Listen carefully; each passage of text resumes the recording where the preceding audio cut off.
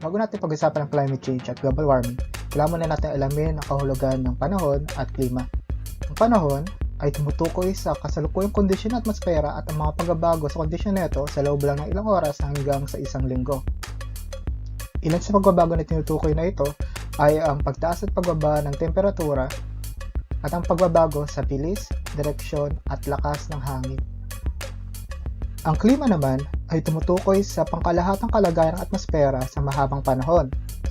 Ang klima ay naapektuhan ng kalagayan ng karagatan, mga anyong lupa na nasa isang lugar, pati na rin ang bilis ng pagkatuno ng yelo sa dalawang poles ng daigdig, at ang mga ito ay lumilikha ng climate system.